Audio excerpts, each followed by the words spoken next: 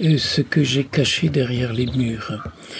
Quantité de petits mots d'amour, des petits bouts de papier. J'écrivais tendresse, amour, bonté sur sur le ciment quand il est encore liquide, avant de poser la brique ou la pierre. J'écrivais bonté. Quelquefois que j'écrivais fatigue parce que j'étais fatigué et ça me donnait le courage de poser encore une brique et encore une et encore une. Et je peux dire que quand j'ai construit la maison, si à 8h, 9h ou 10h du soir, j'étais encore capable d'aligner une ligne de briques, je l'aurais fait. Je ne me suis jamais arrêté que quand c'était plus possible d'en faire encore. Ça a été toute ma vie comme ça. Il m'arrivait quelquefois, quand je mangeais après, de tenir mon assiette au niveau de mes lèvres et puis de gratter avec la cuillère ce qui restait tellement j'étais à bout de fatigue. Mais le lendemain, j'étais debout. Et pourquoi je suis comme ça? Parce que mon papa était comme ça, lui qui était un grand puté de la guerre, je l'ai vu travailler toute sa vie. Il est mort à 76 ans, la veille il travaille encore dans son jardin. Et quand je suis allé à la maison, ma mère m'avait appelé, sa montre était encore en sa poignée et elle tournait encore. C'est lui la veille qui l'avait remontée. Je lui ai dit, maman, est-ce que tu veux bien que je prenne la montre de papa pour continuer à la remonter tous les jours? Dans beaucoup de tableaux, j'insère des montres. Ces montres se sont arrêtées un moment. La vie de cet homme s'est arrêtée un moment, mais tout son passé est inscrit dans cette montre. Depuis le premier rendez-vous amoureux jusqu'au médicament du grand-père, au biberon du bébé, à l'instant pour commencer son travail, pour arrêter son travail, tout est inscrit. Et puis ces montres du passé, on les remontait chaque jour. Là. Eh bien, cette montre est marquée à l'intérieur d'un message. Et celui qui la portait, pour moi, les cimetières sont vides, mais eux sont vivants.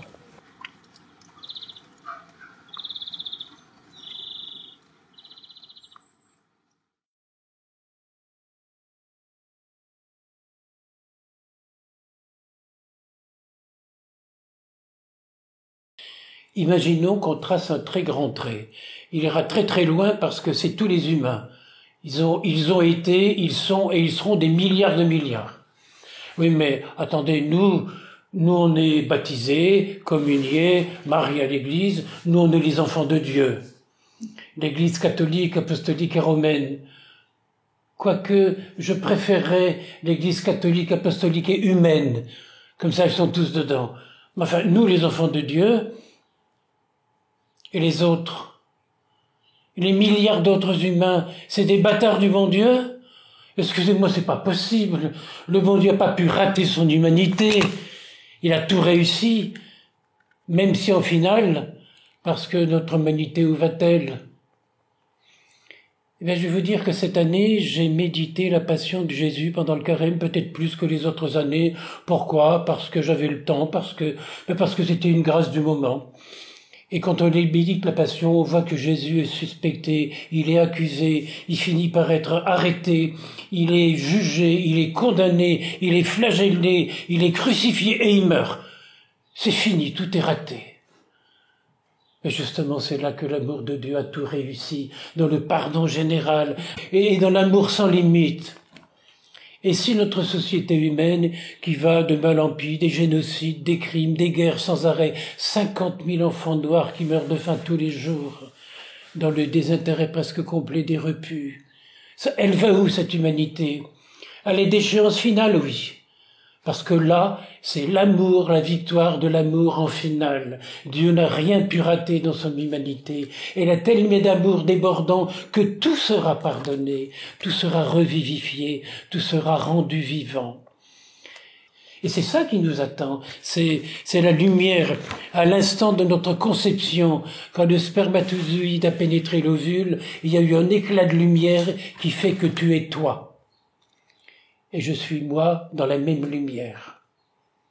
Tout à l'heure on parlait de l'eau qui à 90% fait vibrer notre corps, eh bien c'est la même eau, c'est la même vie, c'est la même tendresse, c'est le même amour.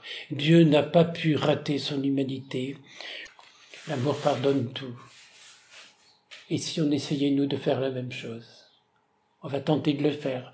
Et on va recommencer à chaque instant, parce que c'est le Père Pedro qui dit toujours, quand on gagne, il faut pas chercher à écraser l'autre, Il faut se contenter de gagner 1-0. Puisqu'on a gagné, pourquoi l'écraser encore plus? C'est lui faire perdre la face?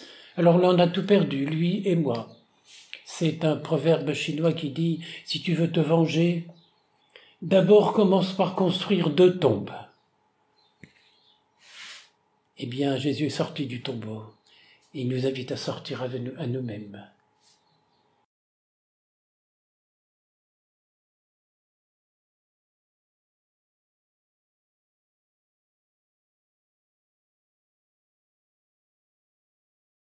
Au cours des nombreuses émissions que j'ai faites à la radio, pratiquement j'étais toujours applaudi, remercié, félicité, sauf quand je parlais du pardon.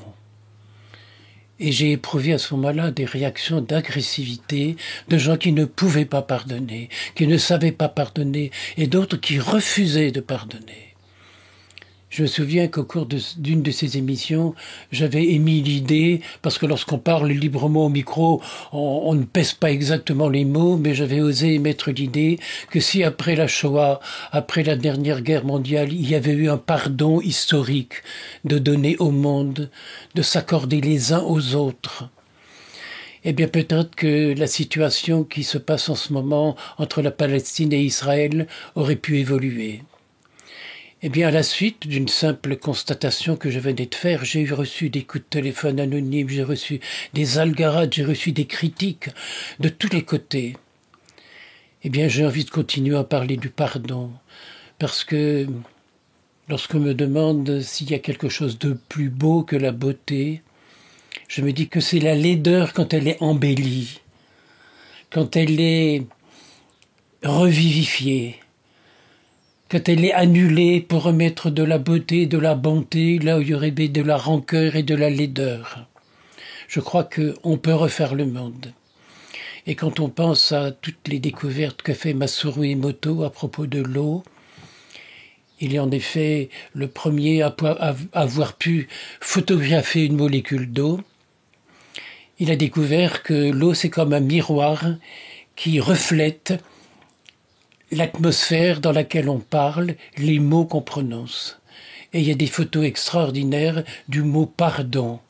La molécule s'étale en bleu sur un fond sombre. La photo du mot merci. Et puis quand on dit une grossièreté, par exemple tu me dégoûtes, la photo de cette molécule semble ressembler à une bouse de vache. On a envie de faire la grimace. Or, on découvre par là qu'avec le son de sa voix, avec les mots qu'on prononce, on peut refaire le monde.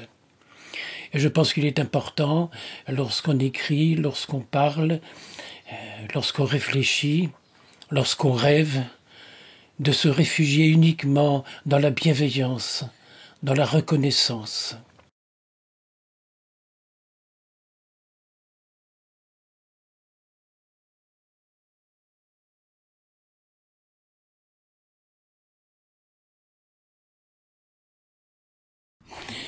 J'ai toute ma vie essayé de représenter le Christ.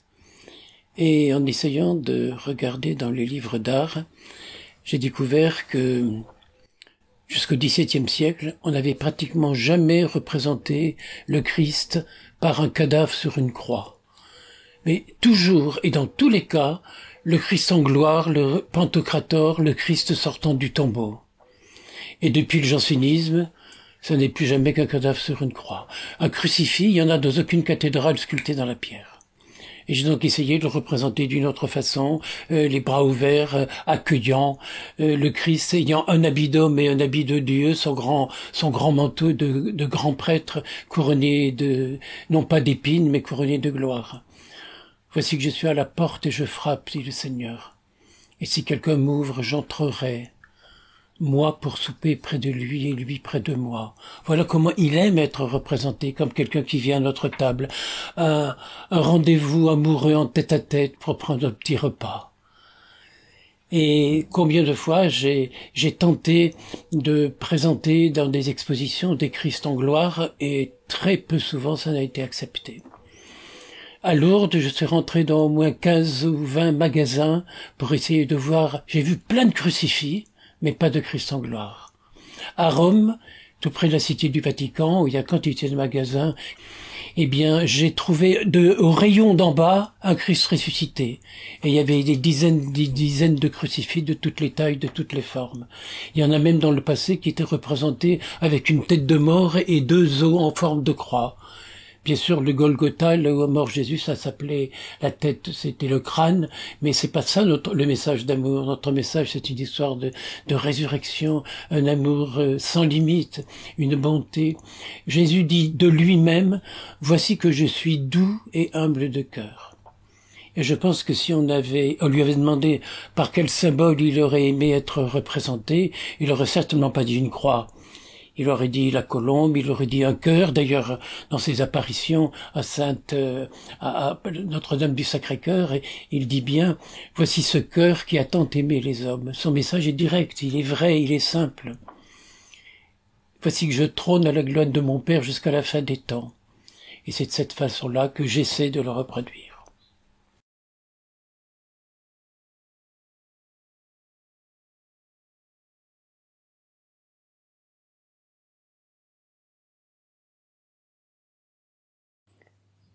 Le père Teilhard de Chardin dit que tout ce qui existe a conscience d'exister. Un arbre a une conscience végétale. Un animal a une âme, anima. Une pierre a une conscience minérale d'exister, sinon elle n'existerait pas. L'existence, c'est de dire oui à la vie. Et on est en liberté. Pas toujours. C'est à nous accorder cette liberté, à essayer de la vivre, à essayer d'en prendre conscience et de s'en réjouir. Qui est-ce qui, en prenant un gland, peut imaginer que ça pourrait devenir un chêne? J'avais dans le jardin un chêne que quelqu'un m'avait conseillé de planter pour pouvoir tous les jours m'adosser à cet arbre pour profiter de son énergie. Et j'ai fait ça pendant plus de 30 ans. Tous les matins, j'allais m'adosser à cet arbre. C'était devenu mon arbre. Il a grandi. Je le prenais dans mes bras jusqu'au jour où mes bras étaient trop courts pour l'embrasser. Et comme j'ai découvert que ses racines étaient en train de soulever la fondation de la maison, j'étais obligé de l'abattre, cet arbre. Mais je l'ai prévenu. Tous les jours, j'allais le lui dire. Et comme les Amérindiens qui n'ont jamais abattu un arbre vert pour le brûler, ils conseillent de planter des petits bouts d'arbres tout autour pour le consoler. Et j'en récupérais les fruits, les glands, pendant des années, et j'en ai semé des milliers en Bulgarie, en Roumanie. J'avais un grand fût et tout en roulant sur le bord de la route, j'en voyais par la fenêtre des glands poussés partout. On en a envoyé des dizaines et des dizaines de kilos à Madagascar, où ils poussent maintenant chez le père Pedro. Aller distribuer la vie ailleurs, et dans le respect, dans l'amour, dans la bonté. Et je m'étais dit, cet arbre, bien sûr, un jour va être abattu. Alors je pars peut-être sans respect par un bûcheron pour le brûler. J'espère, je vais le faire abattre moi-même. Et je le prévenais que ces planches serviraient à faire des crèches, à faire des sculptures, à faire des œuvres d'art. Et si mes paroles, et si mes livres, et si la poésie que j'essaie d'exprimer pouvait elle aussi, partout dans le monde, c'était à Šipka, un village de Roumanie, où un vieux professeur de français avait appris par cœur certains de mes textes. Ça m'a vraiment bouleversé. Je me suis dit, on peut voyager à l'autre bout du monde. Malheureusement, il y en a qui font voyager la haine, la rancœur, la bêtise. Je pense que quand on lit un livre, il faut imaginer ce que l'auteur, ce que l'écrivain a voulu dire de meilleur. Et si par hasard il y avait une calomnie ou un règlement de compte, je te conseille de fermer ce livre tout de suite. Et puis d'imaginer tout ce qu'il aurait pu mettre à la place de bonté. Pourquoi les gens écrivent désespérance en un mot? Il faut écrire des, plus loin, espérance et ajouter un S. Pourquoi désespoir en un mot? Des, plus loin, espoir. Et quand on prononce le mot espoir, même son visage en prend la forme.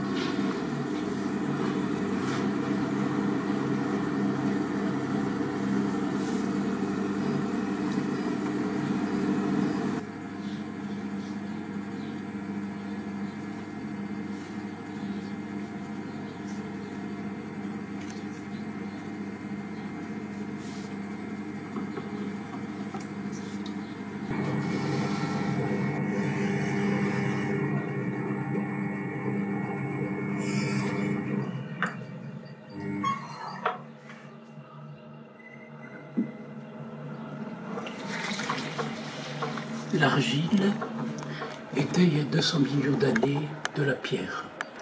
Et usée par l'eau, par le vent, on trouve dans les vallées de l'argile. C'est une loi de la nature, c'est toujours ce qu'il y a de plus doux qui use ce qu'il y a de plus dur. Et c'est une chose qu'on chante à la messe tous les dimanches. Agneau de Dieu qui enlève le péché du monde. L'agneau, c'est le plus petit, c'est le plus fragile, c'est le dernier né, et celui qui va enlever le péché du monde, c'est lui le plus fort. Et si on savait dans la vie, dans sa vie et dans la société, prendre conscience de ça, on pense que ce monde-là pourrait être sauvé. Mais c'est pas par la force, c'est pas par les armées, c'est par la douceur, par la bonté. Et la plus grande bonté qui soit, c'est le pardon. Et en essayant de créer une belle forme, je pardonne à l'eau et au vent qui ont usé la pierre et je lui donne une forme plus harmonieuse et plus belle encore.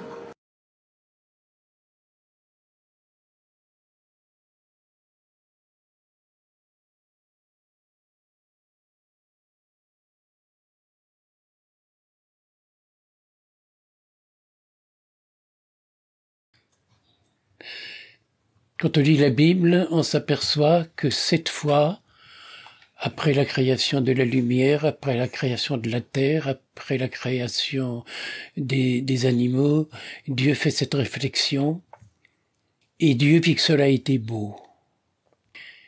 Et ça n'a pas été dit par la création de l'homme, parce que l'homme, lui, a la capacité de le devenir par des efforts personnels. Alors que la nature, elle est naturelle, elle est tout simplement elle, sans erreur. L'homme, lui, a la possibilité de faire le bien ou de faire le mal. Sinon, il pourrait pas aimer, s'il n'avait pas la liberté du choix.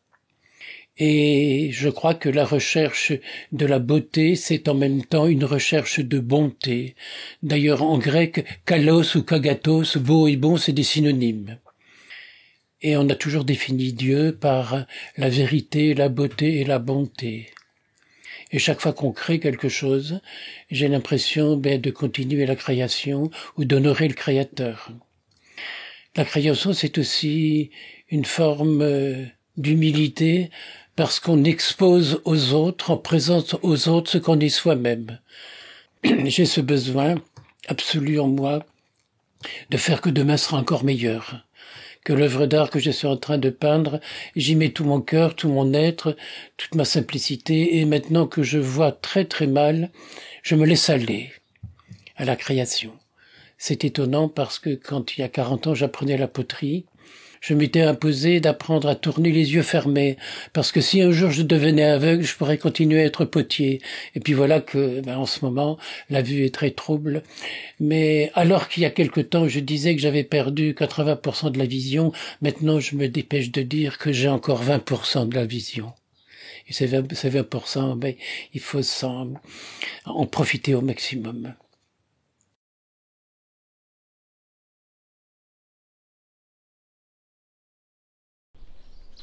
Et dans la demeure, il y a aussi plein de messages, plein de moments d'amour. Quand je pose une pierre sur le mur, je ne me sers habituellement pas de niveau d'eau. Je regarde la pierre, je recule, je la regarde, et je dis non, là elle est belle. Ou bien, non, elle sera plus belle à un autre endroit, je la déplace, je la mets ailleurs, là où elle est belle. La beauté est dans l'œil de celui qui regarde, et aussi dans la réalité. Et beaucoup de gens me disent, mais qu'est-ce qu'il y a dans ces murs? On dirait qu'il y a une respiration. Ben oui, il y a tous ces mots d'amour, de bonté, ces réalités, ces vibrations. Il y a aussi que toutes ces pierres sont des pierres de récupération. Donc elles ont une autre vie avant la mienne, avant ici. Et il y en a qui venaient d'un château, il y en a qui venaient d'une chapelle, il y en a qui venaient d'une vieille masure où des gens ont passé toute une vie à s'aimer et à s'user au travail. Une grand-mère qui a passé sa vieillesse à réciter son chapelet dans son fauteuil. Mais les murs sont empreints de tout ça. Il y a de l'amour qui traîne partout. Et je dis souvent, quand c'est beau, c'est qu'il y a de l'amour qui traîne par là.